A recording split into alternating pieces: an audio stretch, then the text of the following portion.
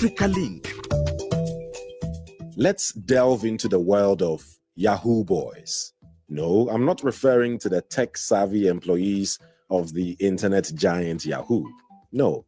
In Nigeria, the term Yahoo Boys refers to individuals, typically young men, who are deeply involved in internet fraud and cybercrime. Their activities, which include romance scams, online identity theft, and sextortion, are on the rise in Nigeria. So, how widespread is this criminal activity, and how can it be stopped? That's what's coming up. I am Eddy Micah Jr., and you are welcome to Africa Link, the podcast connecting you to the stories that matter.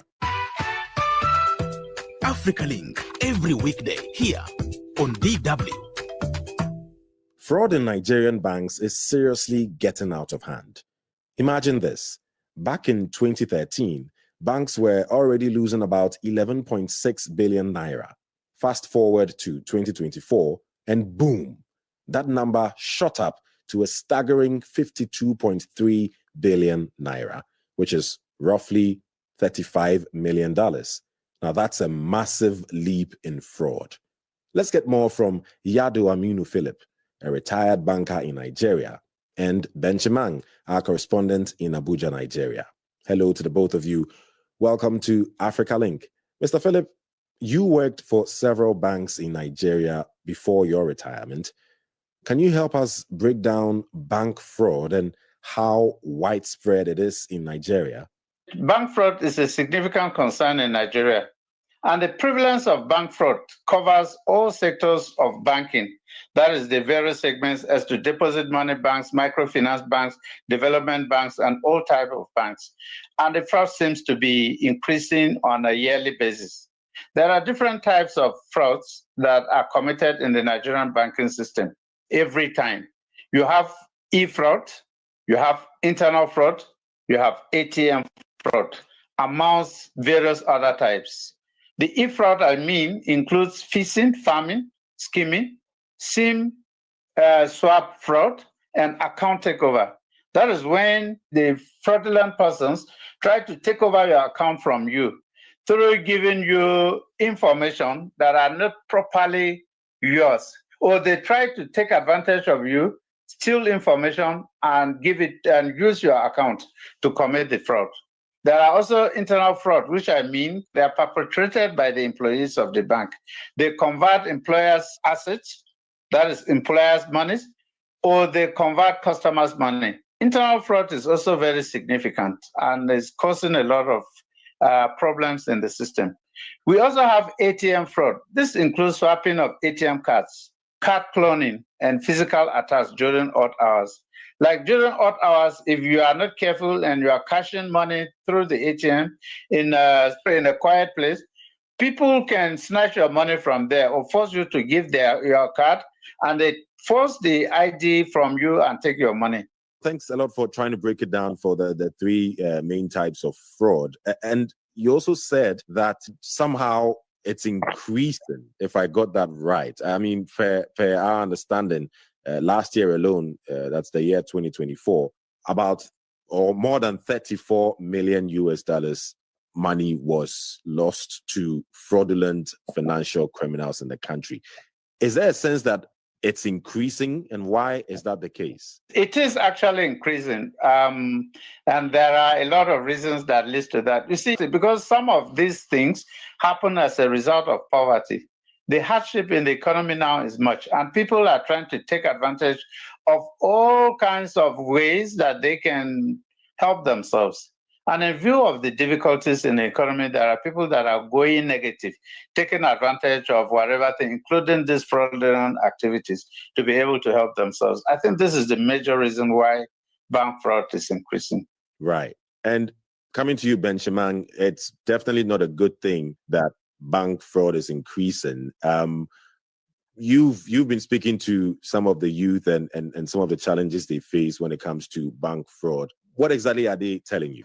In fact, they are saying that the bank fraud itself, the youth are so intelligent in doing this kind of fraud to the extent that they lure people, they attract them, and before you know it, data, information about them, about data is given. And within the twinkle of an eye, money is siphoned, money is gone. Not just the youths this time around, Eddie. You see, even government officials are involved in some of these things. And that's why you also find even former governors being tried, because current ones cannot be tried because of immunity. Ministers, former ministers are being tried. Chief executive officers, lawmakers are being tried because of fraudulent activities. Also, it's a whole lot of complaint here and there, Eddie. Clearly, you've been talking to some victims. Can you give us a scenario where one of them realized a little too late that, oh, this is fraud and I'm a victim? Now, let me tell you that it happened to my wife. I'll be frank to you. We were at home one day. Suddenly, she saw that an alert, meaning that somebody has taken money from her account. She called my attention to it. Suddenly, another round of deductions had gone. A third and a fourth. I said, what do we do? And it was during a weekend. So it was not easy for her to stop it. And it is a common thing that very slowly, when they've broken into one system, they've received, they know the password, or they know the details, and there's a way they also trap it. It is when they've done the fraudulent act that the signals begin to tickle into your phone that an alert, a deduction has been, or money has been taken from your account. You wait for about 2 minutes, another one has come, a third time, a fourth time. And before you know it, they have since done it before they release your details. So it's craftily done. Rather unfortunate about your wife's situation, but that's just a clear example that it happens to anyone, anybody, anytime, anywhere. And let me come to you, Mr. Philip, because you listened to Ben and his submission. You know, what does it say about bank fraud? I mean, how easy is it to defraud people, basically? Well, you see, even the fraudulent people conspire with the staff of the bank in most cases, and that's why it becomes very easy. Give you an example. I also had my own experience, just like Ben had explained. The bank that I was using called me and asked me of the details of the token. They did not only ask me, they read the token that I'm carrying with me to say, okay, it seems you've been having problems with your account and we have called to assist you. And this is your token number. So you check and confirm. They are taking it from our records. And I did confirm, and I gave them further information. Before I knew, they are taking 350,000 from my account. To date, I could never recover it. So you see, there is conspiracy between the staff of the bank and the criminals themselves. In fact, some of the staff in the banking system, I can best describe as criminals because they are the ones that give out the information.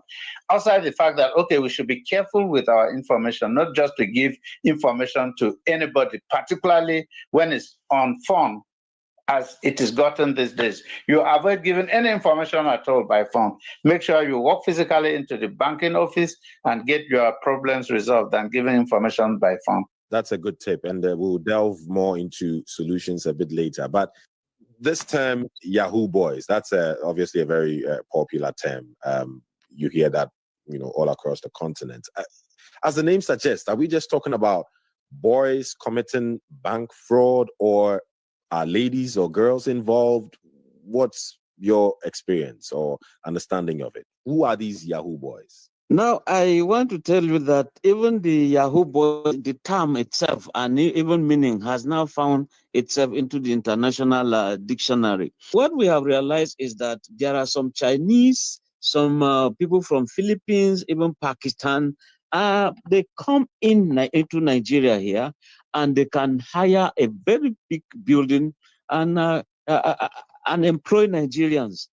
And in employing them, these Nigerians are told to take different identities. There could be boys, there could be girls. Girls take the identity of boys. Boys take the identity of girls, and they begin to discuss with people in Europe, in America, in Canada, South Africa, even Ghana, or even here in Nigeria.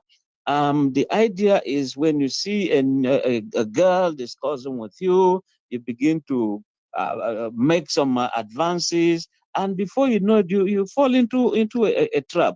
So if we say, who are these Yahoo boys, we have realized that they are Nigerians. They are also some Africans in Nigeria, Chinese, as we are talking, close to around 300. 300 were, that is Chinese, Nigerians, Pakistanis, and co, were arrested in Lagos, and they are now under detention and being tried because of this. So what they do is they stay here in Lagos and defraud people in Europe. And in the end, they say, oh, Nigerian Yahoo boys. And that's why they are now on trial. Right. Mr. Philip, it sounds like a huge industry if even people from abroad, internationals, like us, Ben is saying, our correspondent, talking about Chinese and people from Philippines. That sounds like quite a huge industry, doesn't it? That's very correct. It's a huge industry. In fact, you don't say Indians and Pakistanis, most of Asians are into these criminal activities in Nigeria. Ben, let me jump back to you again, really, because I'm assuming if this is such a huge thing and Nigeria is losing, tens of millions of dollars every year from, bank fraud caused by the so-called Yahoo boys, then what measures have the Nigerian government put in place, right, that is helping to deal with this menace? Yes, right from the banking sector, there is what is called KYA. That is, you know your customer. Who is he? Are they politically exposed persons? Do they have criminal tendencies? What are their past records? The banks must know all of this. It is part of the CBN law, so that you don't just allow people to swindle customers anyhow. Apart from that, there is the Economic and Financial Crimes Commission. These are the agencies or agents that will always arrest. In fact, they'll go into hotels and they can invade hotels where they have rooms to suspect that occupants are not just guests. They are just there defrauding people. That is another way. Another one is what they call Nigerian Financial Intelligence Unit. They are posted in the banks. Anybody who is withdrawing money, say the range of 5 million naira, either you are withdrawing or you are sending to somebody, the agency's duty is to alert the Economic and Financial Crimes Commission. Look, we are seeing huge money being ferried in or out. So let's monitor and see what is happening in case there is what they call terrorism financing. Then there is also the Cyber Crimes Act 2015, whereby all those involved, like the Yahoo boys, they have to be arrested if caught, brought to justice, tried, and jailed. Where necessary, so you do some recoveries. If they bought houses, then apart from that, you have the criminal code, the penal code, and the Interpol. All of them trying to work together to ensure that networking at the international level is stopped. Which is great that all these different sides are coming to work together. But somehow it doesn't seem that they are doing such a great job, if I can say boldly, because we are saying that bank fraud is increasing and not decreasing. What's going on? I think what is going on is not as if Nigerians do not, or Nigeria does not have enough laws to check all these things as counted onto you. But there are times you also have the ability to kind of implement these laws. Do we have the willing mind? I mean, are Nigerians really ready to do it? Because along the line, you have some people who will compromise. You have some judges who compromise. If you are talking of a criminal who is suspected of having, say, 3 billion naira, for example, and it involves you now as a judge to try him, and your salary is just 1 million naira, for example, and the man offers you 40 million naira. Look, play down on this case. You can see the role of corruption in all of that.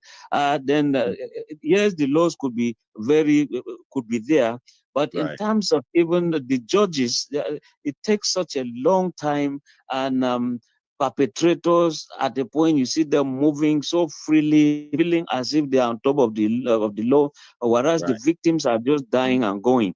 Right. And I mean, Mr. Philip, if the system is not doing a great job at dealing with bank fraud, that's a problem because, you know, these financial crimes would naturally affect investor confidence in the Nigerian economy and altogether be a bad thing for the country, wouldn't it?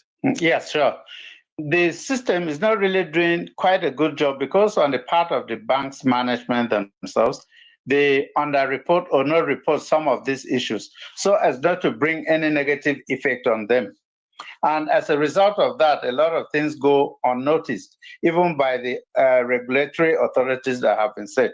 I think with technology, if it's done in such a way that issues of banking fraud is reported directly to the supervisory authorities, whether the management of the banks come into it or not, it will alleviate these problems. Because we know that with this negative effect of bank fraud in the system, it discourages investors' confidence. It does not make investors to feel very confident in investing in the economy.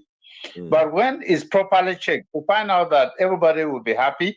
They want to come in because they know that their monies will be saved. As it is now, it is not quite safe, and so they are afraid to bring in their money with all the negative consequences that it carries by, capital flight. Some are even taking away their money. Some are deterred from coming because of what is going on and all that. So, Mr. Philip, let's talk about how to protect these customers, right?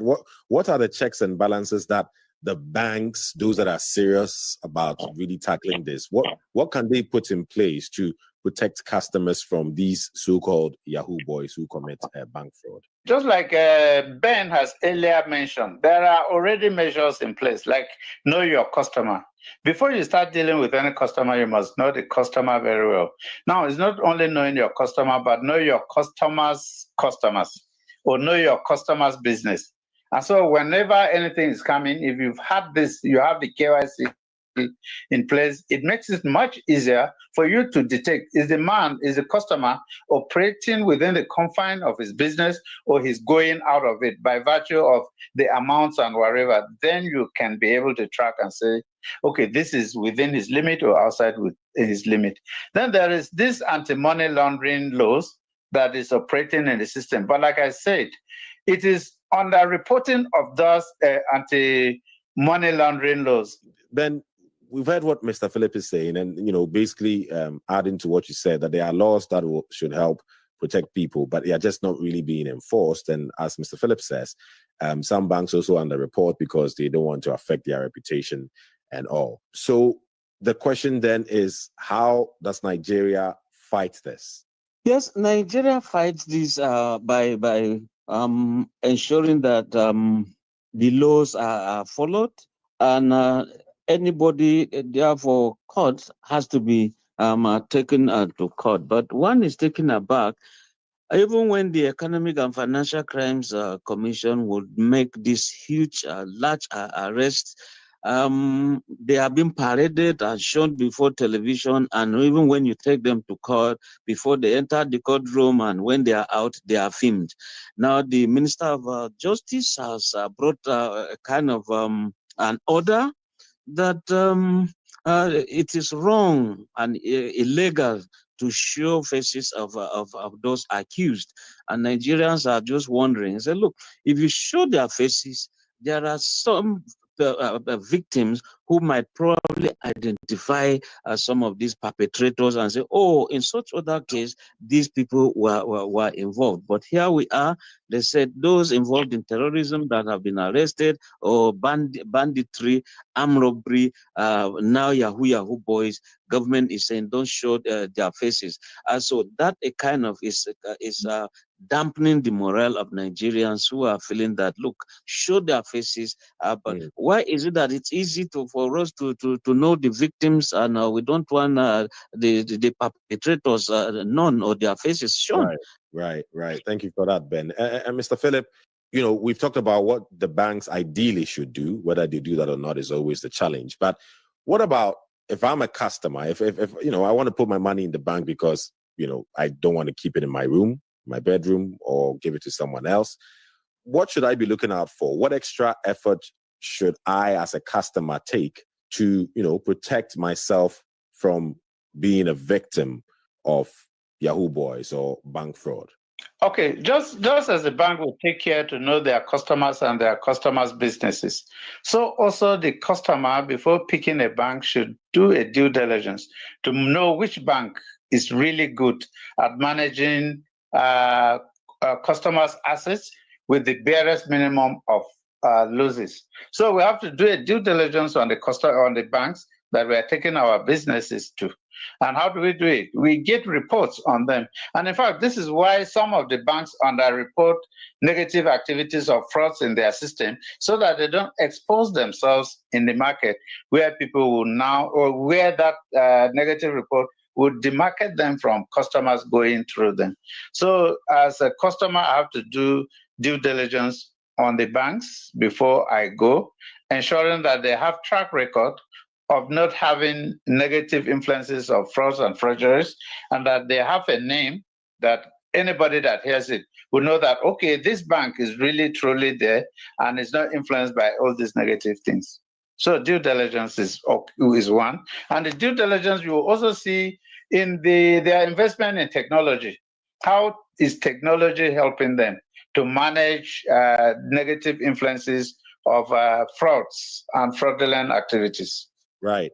And also, I mean, if any customer faces an issue with the bank, what should they do to address it? Because the more people report the banks for, these issues, the more it will help, right? Yes. The banks, of course, whenever there are problems, that the bank should be ready to resolve these issues in favor of the customer without taking too much time or going through legal processes before they recover their money. By the time they are easy to approach and the customer feels like, whenever I have an issue, my bank has always resolved it peacefully, without dragging, without anything, restoring me back to my position where I started before the fraud, it gives them the confidence to say, okay, this is the right place to go. But for those customers, those banks that would drag along with their customers, taking them to court, and even when they win cases in court, they drag it even to the Supreme Court. In fact, it demarcates such banks in the system.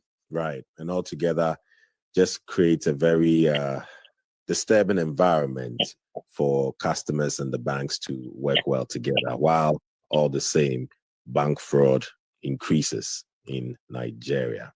Yadu Aminu Philip, retired banker in Nigeria, and Ben Shemang, our correspondent in Abuja, Nigeria. Thank you very much to the both of you for your time. Get the stories that are shaping the continent here on Africa Link. Like everywhere else, more and more people in Nigeria are using digital banking, right? And unfortunately, the scammers are getting way more clever. They're finding new ways to trick people, and the banks are struggling to keep up, while some banks are complicit in the crime. Now, financial fraud is not just a Nigeria problem. Countries like Rwanda and Kenya have also faced significant fraud challenges, but they have implemented robust digital security measures such as advanced biometric verification to mitigate these risks. So there's more Nigeria needs to do to tackle the problem. Implementing advanced security measures and strengthening legal frameworks are crucial steps towards reducing these losses. Let me know what you think. Please share your thoughts with us on our Facebook page, DW Africa. Listen to us on Spotify or wherever you get your podcast from. Don't forget to click follow and subscribe to our DW Africa YouTube channel so you never miss an episode. This show was co-produced and edited by Isaac Mugabe. And I am Eddy Micah Jr. Thanks for listening.